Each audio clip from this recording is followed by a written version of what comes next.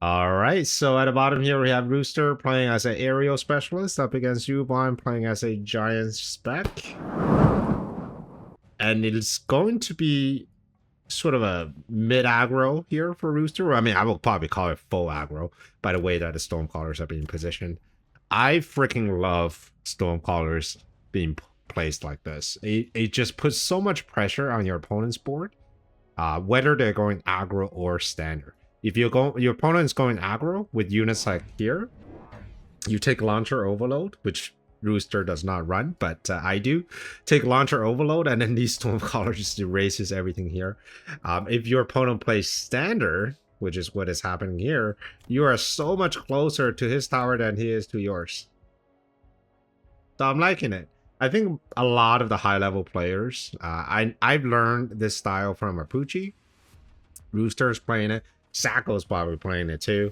Aside from the few standard enjoyers like the Zemp or Steel Sang, I think a lot of the high-level players prefer to have Stonecallers up here.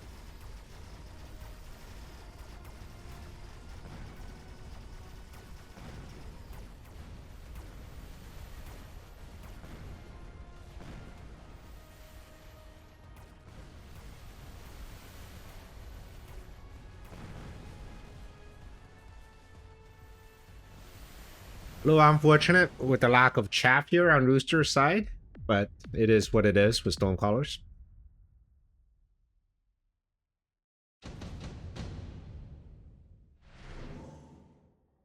First round of unit drop.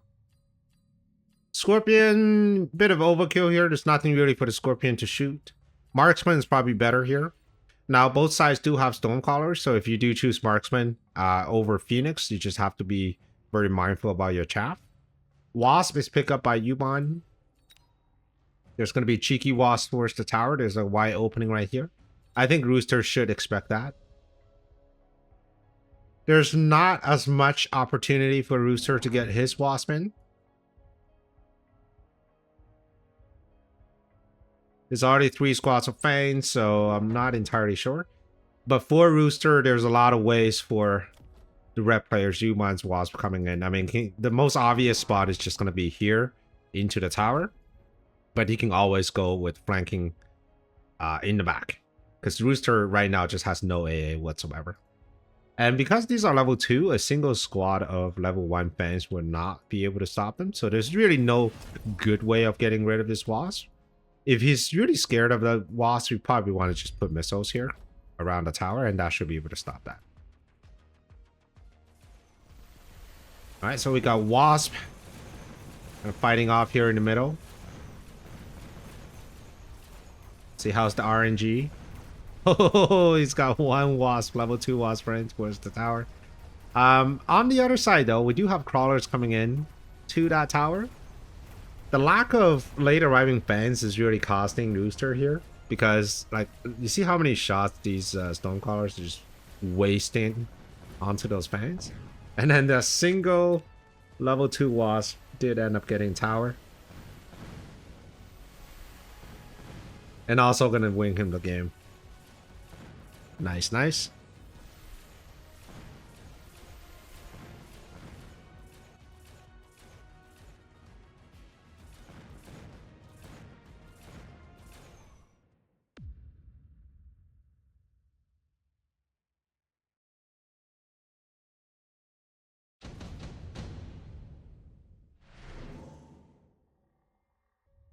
Subsidized Steel Ball is amazing if you're running mech div on them.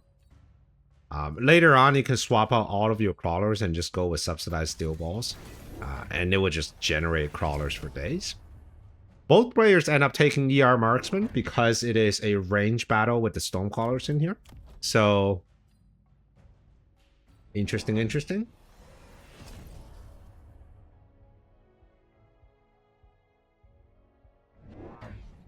Now, the real question is what sort of late game comp both players are going to get into.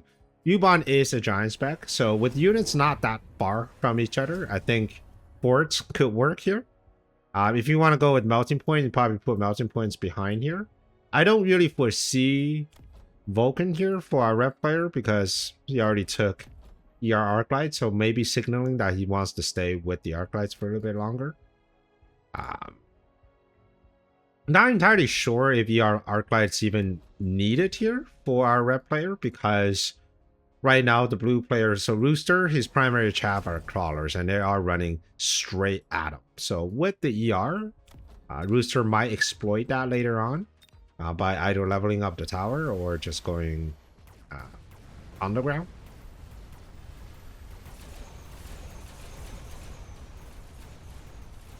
Okay, so we got Wasp on both sides, but I feel like Rooster's Wasp is so much better. It's already on tower. Yeah, it's going to get tower, which means these level 1 fans are going to work on this level 2 Wasp here. Fantastic round here for Rooster.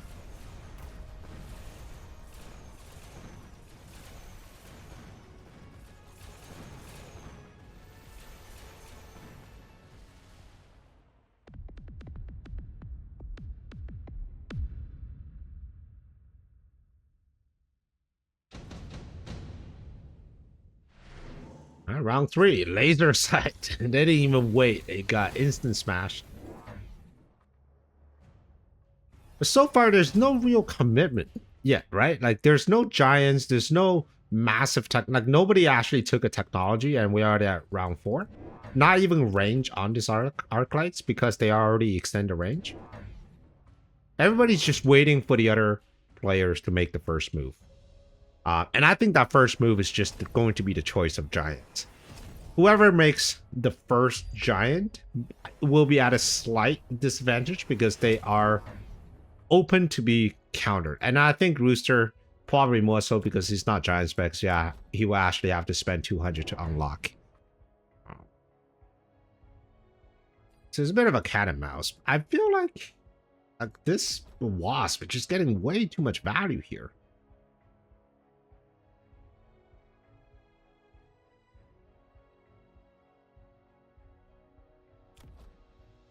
Okay, tower gets upgraded. But these are level 3 Wasps, so they can get through the tower at level 2 fairly quickly.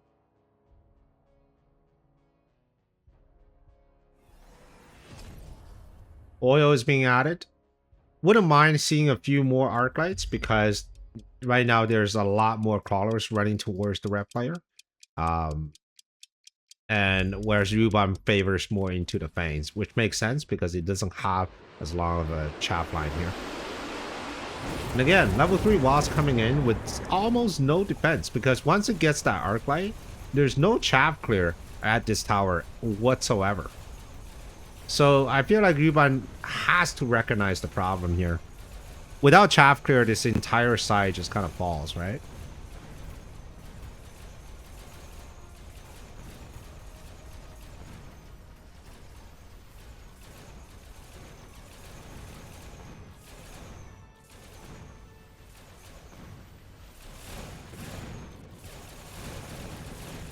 All right.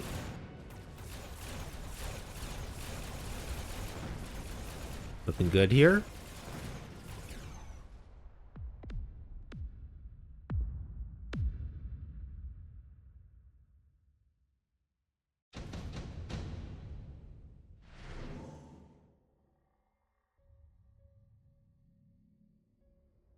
All right. Unit drop. Scorpion is being offered once again. Mustang is being picked up for the defensive player. Mustang can also help with a bit of chaff clear. Wraith here might be too exposed. If the opponent goes with things like Melting Point, it might just be a little too exposed. So Mustang is a very sensible choice. There's no target really for the Scorpion, so none of them actually took that. And finally, I think the Mustang offers a good solution into these Wasps. Ooh, that's really ballsy. And yeah, good choice. Because I'm just not sure, like, it's not going to work, right? Especially the Mustang drop this round. I'm surprised that none of them actually started to sell the Wasp yet. I feel like the time of the Wasp is almost over. And what I can expect next round, at round 6, is both players putting down giants. Forts make sense. You can go Fort Mustang. It's pretty straightforward.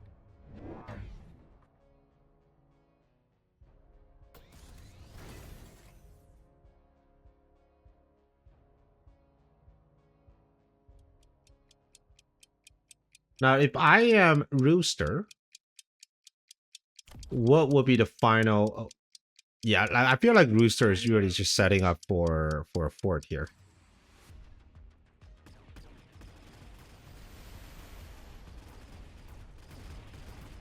Now, I wouldn't mind having even more Stonecrawlers here for Rooster.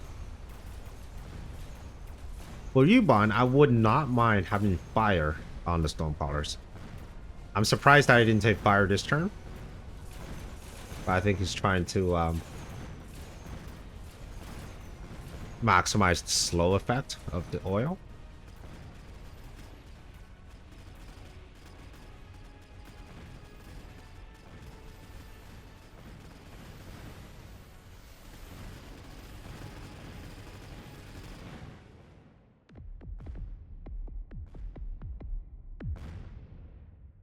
Okay. So both sides are still just testing the water. Nobody's making any big moves. Efficient tech is being offered. So far, the only tech that's taken is the range. Okay, efficient tech is picked up by Rooster.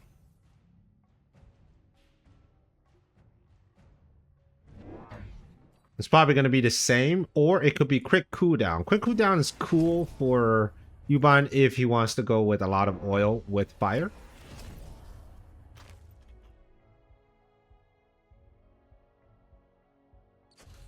Okay, second tech is being picked up.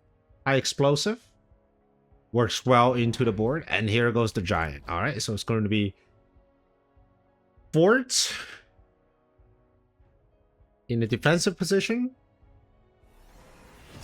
And underground. Okay, so no giant commitment yet. Fort with shield is timed perfectly into high explosive this round for Rooster.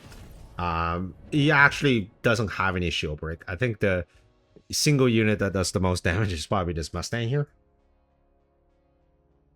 But underground is going to cause a lot of problems because there's not a lot of chaff there.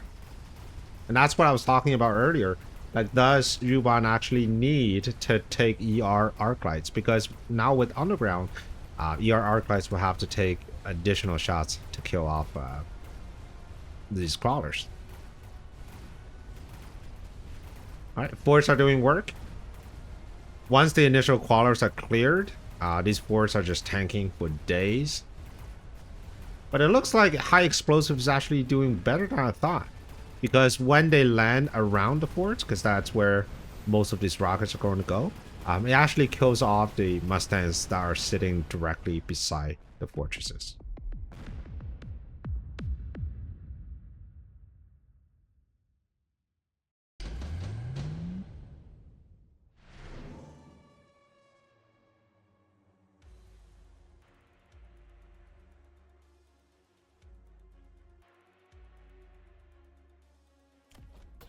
All right, we got oil coming down once again. We got item, nano on the fortress, and then here's the response to the fortress in the form of 2 melting points. Personally, I'm not a fan of having forts into melting points in this type of setup. I think the melting point will always outrange fortress no matter what you put in front. And it's especially worse if you're not winning the chaff war. I feel like the only time where fort into melter makes sense is you're vastly outnumbering your opponents in the chaff department. But in this case, he is not. Range is taken by the Arclights, mostly just to deal with these underground crawlers. I think at some point, maybe consider getting shield on the fence, but it's a tough decision because shield on the fence usually only works in the later part of this round when the Stormcrawlers are dead.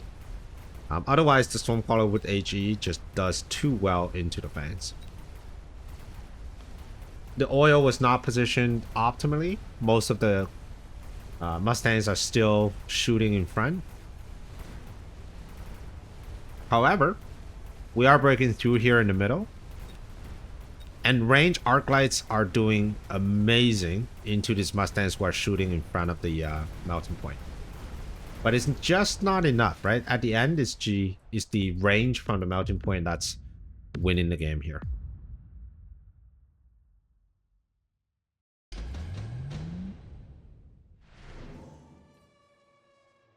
All right, lightning storm is picked up by both. Slightly favoring Yumon because he already has shield, so he doesn't need to spend the extra resources to buy shield bubbles. But the problem, though, is that with lightning storm, you have to take care of all the angles. So right now, this lightning storm, even with these 2 force shields, is probably going to get this entire squad of Mustangs up here. And then this big Stang here, which you absolutely need to keep alive, may lose about a third. Depends on the timing of the lightning storm. And then finally, the only thing that's going to be walking in front of these forts are these crawlers. But I don't think these crawlers are going to walk fast enough before this melting point locks onto this fortress. Which means the shield may be disabled before the lightning storm is over.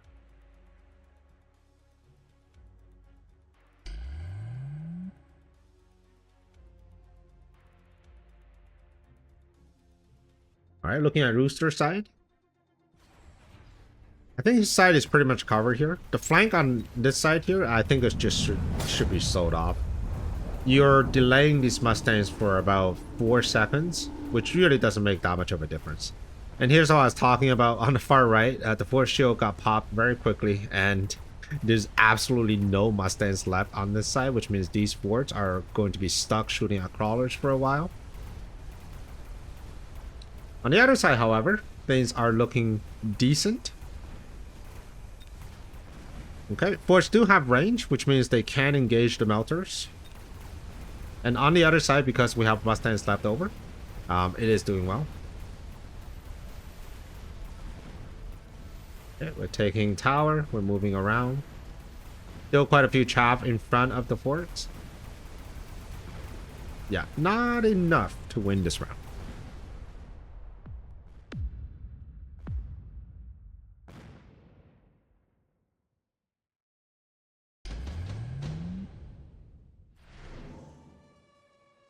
Haste module. Instant picked. Haste module is probably going to go on the stand. Yeah, it's going to go on stand for both sides. At this point, both sides are just looking for damage.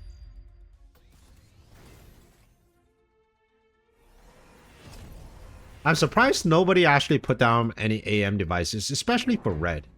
If you were to put down AM devices, then all of a sudden you can take shield on offense, and it makes it very difficult for your opponent to clear up these this many shield defense. He's got what, 1, 2, 3, 4, 5, 6, 7 shield defense.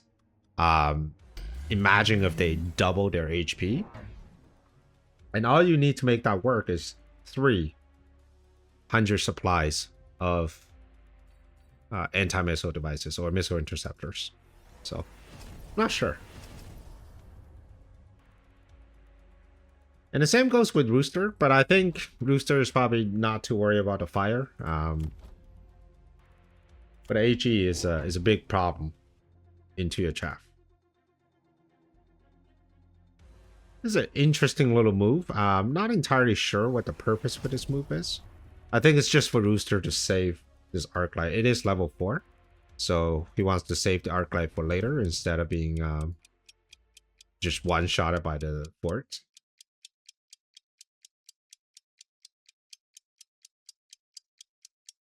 All right.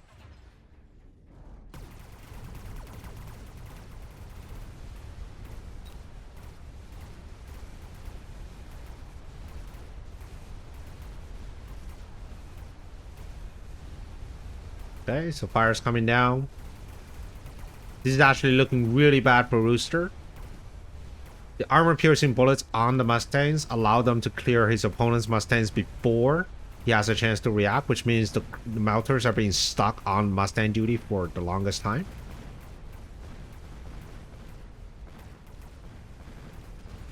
And Rooster needs to respect this Mustang, because now they're scaling faster than his Mustangs. And that's a problem.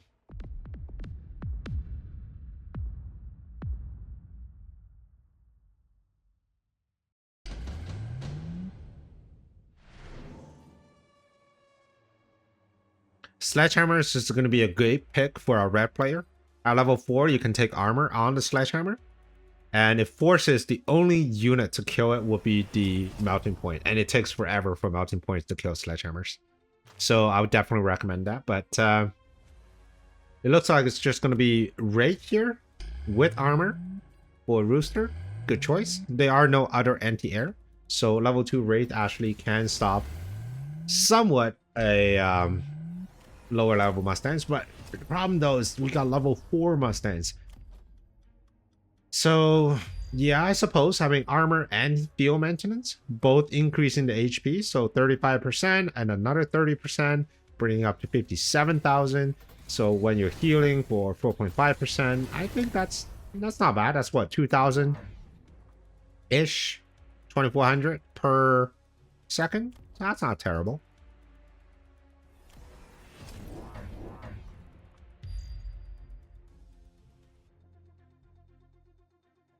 All right, red player did choose the sledgehammers, did not pick up the technology though. I think it's a mistake. Level 4 with armor stops 240 damage, just straight flat damage. And even the highest level Mustang here for Rooster does not do that amount of damage, which means the melting point will have to pick them off one by one, and that's 10 tanks that melting points will have to pick off.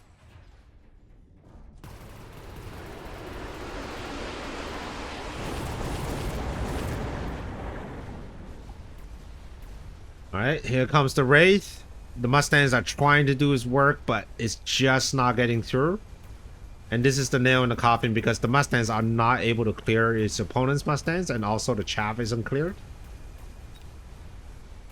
Ooh, we got some breakthroughs on the left-hand side, but that's too little too late.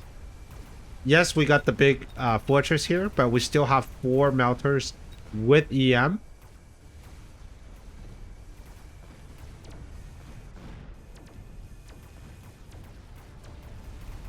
And that's going to be GG. So, good win here for Rooster. Very good final round decision with armor and heal. Armor alone is not going to be enough to keep those Mustangs busy.